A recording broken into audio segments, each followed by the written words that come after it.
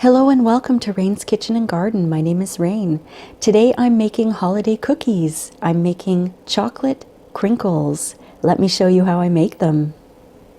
I just wanted to show you the cookbook that I'm using to make the chocolate crinkles. Some of you may recognize this. It's Better Homes and Garden. This is a cookbook that was at my home when I was a kid, and I used to make lots of cookies from this cookbook. And this cookbook was made in 1975, so I guess that kind of ages me a little bit, but I started using this in 1978, 79, maybe 1980, and I was 10, 11, 12 years old, and it's very 70s looking. But it's got there are the chocolate crinkles that I'm going to be making today. This is the recipe that I used way back then, and this is how I learned how to make cookies. But you know, these are basic cookies in this cookbook. And I've made a lot of these. Now, I found this cookbook by chance at a thrift store a couple of years ago, and when I saw it, I was like, oh, I have to get it. I have to get it and start making these cookies and bars again. So I just wanted to show you the cookbook. And I'm going to put a link to the original recipe in the description below because I've changed it a little bit to suit my needs and my tastes. So the first thing I have here is I've melted some dark chocolate. This is a microwave safe bowl. I melted 1.5 ounces or about 50 grams of dark chocolate, and I let it cool a little bit. When you're melting chocolate in the microwave, do it in 30-second increments and stir it, because if you over blast it in the microwave, it will burn. You could also use a double boiler for this. Now I've let this cool a little bit, and I'm adding 3/4 cup of brown sugar. That's 150 grams. And I have 1/4 cup of light tasting olive oil. That's about 50 grams as well. The original recipe calls for some other type of oil, or it might just say cooking oil, I don't remember, but I like to use light tasting olive oil because I don't like to taste oils in my baking. Now this is 1 teaspoon of vanilla extract. That's about 6 to 7 grams. And I'm gonna whisk all that together.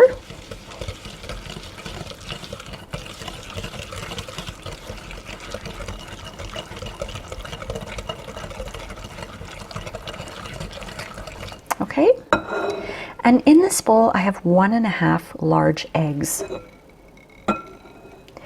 If you want to see a video on how to measure half portions of eggs, I'll put it in the description below and in the cards above. So I'm just going to whisk that in.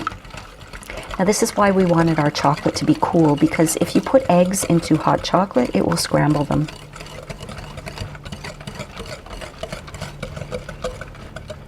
All right, and I've got a little bit of whole milk here. I have 2 tablespoons or about 29 mils. Whisk all that up.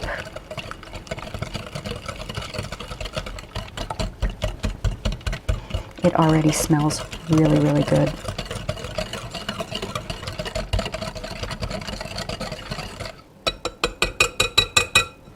All right, we're done whisking. And now we're going to add some flour and some baking powder. Now I've got my little sifter here, and I'm going to sift in the flour and the baking powder. All right, I have a cup of all-purpose flour. That's about 150 grams. And 1 teaspoon of baking powder. That's about 4 grams. And we're going to sift that in. And we sift it in so that there's no lumps, because nobody wants to taste lumps of flour in their cookies, right? Or even worse, lumps of baking powder. See at the end there, there's little crumbs. That's the reason why we sift. I'm just going to push those down so that they all get in there. Okay? Now I'm just going to take my spatula and I'm going to stir well, make sure everything's incorporated.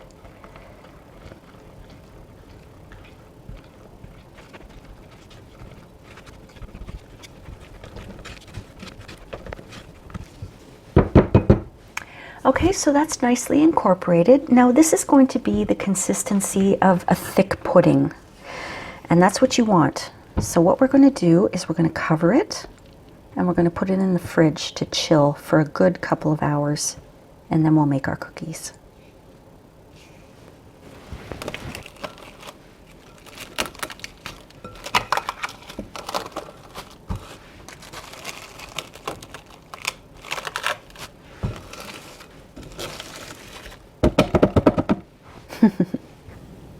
I've preheated my oven to 375 degrees Fahrenheit, that's at 190 degrees Celsius, or gas mark 5, and I've lined 2 baking sheets with parchment paper. I have a very small oven, so I can only really fit 8 cookies on each baking sheet, so I'm going to have to do a couple of rounds of this.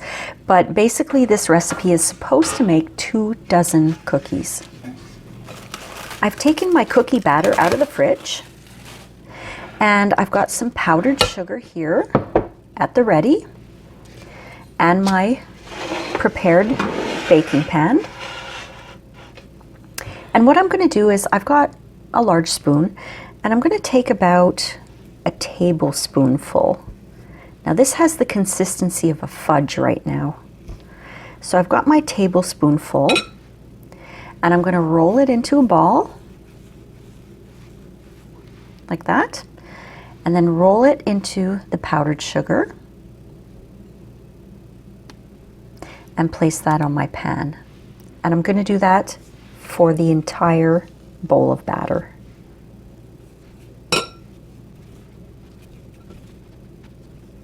I managed to get 18 cookies from this recipe, so I'm going to put these into the preheated oven for 10 to 12 minutes.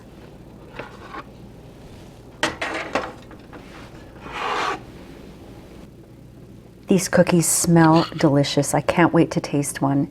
Now I've got some powdered sugar here, and I've put it into a little sifter, and I'm just gonna sift some more on top while they're warm, just to make them look a little more festive.